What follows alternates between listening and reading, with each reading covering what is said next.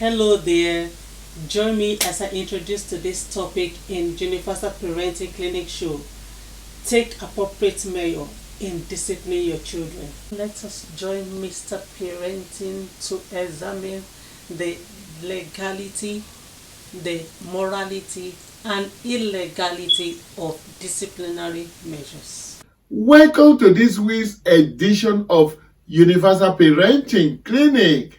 On this show today, I'll be discussing the concluding part of the topic of disciplinary measures and how to apply proper and reasonable disciplinary measures in parenting. We dealt with the preliminary foundational issues on disciplinary measures, and we also highlighted the 9 forms of disciplinary measures and procedure last week. This week, I will start with a fresh angle to disciplinary measures. And today, I'll be starting with physical punishment. That's the second part. Most countries have restrictions on physical corporal punishments. For instance, it is illegal in the United Kingdom for a parent or carer to smack or spank a child, except where it amounts to reasonable punishment. This is by virtue of Section 58 of the Children's Act 2004. The issue of what constitutes reasonable punishment has been a controversial matter, and that's why others, like Scotland, removed the element of reasonableness completely in 2019, making it an offense to smack a child at all. Series of corporal punishments, which includes spanking, hitting a child with an object such as stick, pinching, and slapping, are prohibited in most countries. Scotland totally prohibited using any objects on children or striking kids in the head. Most schools have the no touching policies to guard against teachers touching or beating students in any form too. Generally, slapping someone is treated as common assault in most countries and is a statutory offense in England and Wales. Child care workers or service providers and teachers can also not freely use corporal punishments of such magnitude on children in most countries, again as it was before.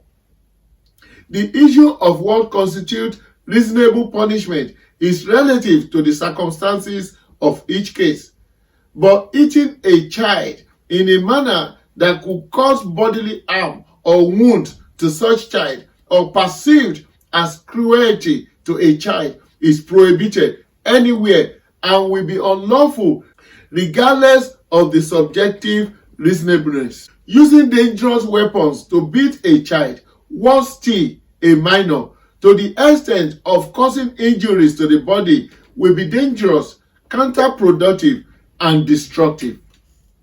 There are also certain levels of disciplinary measures for different ages. A child of 4 years may be asked to go to the naughty corner for a few minutes, for instance, or be made to follow a time-out procedure, but refusing to allow him to hit may be considered a dangerous action. You also don't want to slap a 20-year-old child for being naughty. More interactive discussions telling the consequences of his actions and other restrictive actions may be more appropriate and more productive. The same goes for indiscriminate physical abuse of a child at every little fault, because it can make the child become adaptable to such practice or react violently depending on the age, or the child may suffer serious mental problems as a result. It is for such destructive tendencies that brought about different legislations and rules by different countries, preventing parents from certain disciplinary cases as general measures. Unfortunately, Many parents now hide under such legislations or rules to refuse using any form of disciplinary action on their children, while some are afraid of the actions of necessary government agencies. Unfortunately, this has caused serious negative effects on the moral standard of most children who now are happy to do whatever they like without consequences or correction, simply because parents have abandoned their parenting responsibilities towards maintaining proper discipline in the name of socialization or modernization. Lack of discipline in itself is destructive to children and is responsible for several of the social problems affecting the world now. If you fail in this area of adopting the correct disciplinary method and proportion, the consequences may be too much to rectify easily. Some of the mental health issues increasing daily are also as a result of failure in the area of parenting discipline or abuse of the disciplinary measure or choice or procedure. Loneliness, anxiety, depression, and stress are some of the health challenges that children may be exposed to due to several circumstances and resulting from the wrong usage or application of a negative disciplinary measure.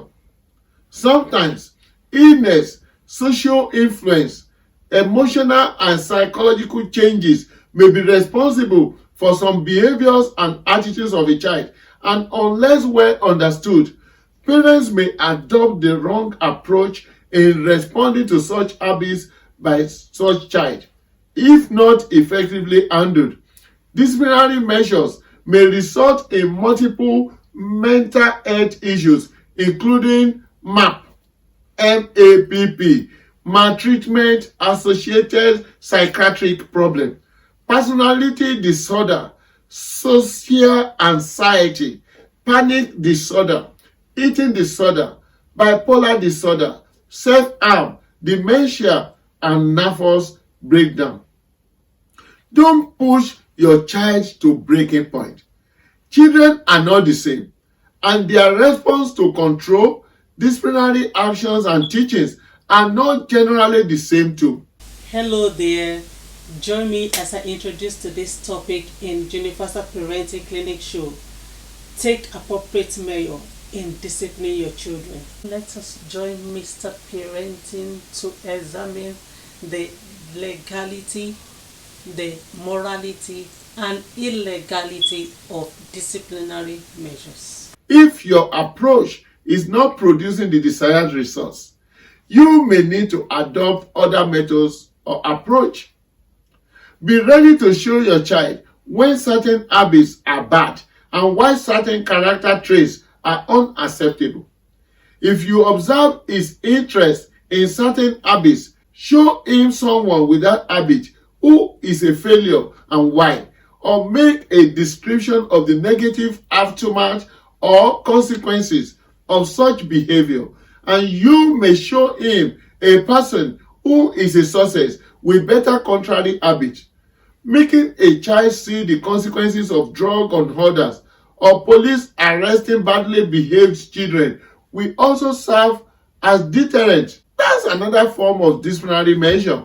Create an awareness of possible future and immediate outcome of such an habit, because children learn from examples and practical lessons.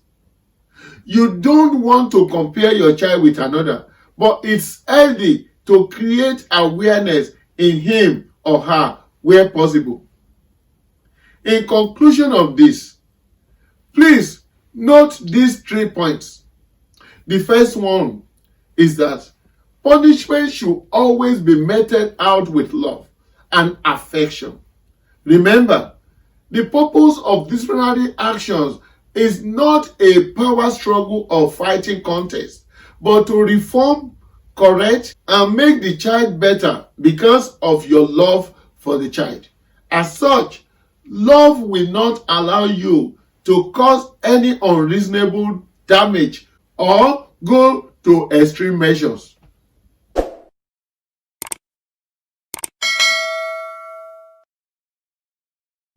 The second point to note is that though sometimes children may exhibit certain anger or feeling of resentment resulting from the disciplinary action, don't let that get to you or discourage you. Focus on the purpose, because the end justifies the means. When the child becomes a success, the bitterness will disappear, and I'm a living example to this. Finally, the third point to note is that no matter the friction that may exist, no matter the displeasure the action may have caused the child, or the displeasure that prompted you to punish the child, ensure you correct the child and renew the atmosphere of love and family affection with that child before it becomes too long, to prevent negative consequences, especially if either of you is likely to depart from home or the scene of that action to separate ways.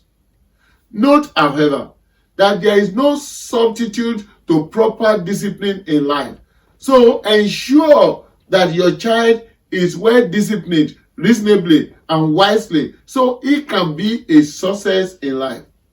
To do otherwise is to create a platform and a template for tears and regrets. Don't forget this fact too, that you must also be a disciplined parent to be in good position to enforce parental discipline. Don't abandon your children in the hands of government, teachers, and the societies.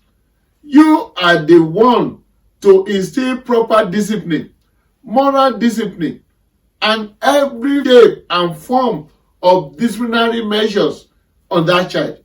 You know that child better, and the success or failure of that child will affect you more than anyone. Bring up your child in a well-disciplined atmosphere. Maintain the right disciplinary measure and adopt the right approach to disciplinary measures in life too. Thanks to our numerous friends on Facebook who watches our show passionately every week. Thanks also to those who have subscribed and are subscribing to our YouTube channel freely daily. Thanks also to those who have bought their copy of the book, Parenting Without Tears. I also want to thank those who regularly press the thumb up button, and those who always ensure they leave comments after watching our YouTube show and also send feedbacks to us regularly too. I do hope sincerely that you too will join this group of people today. Please subscribe now and follow us too on other social media platforms. That's the show this week on Universal Parenting Clinic.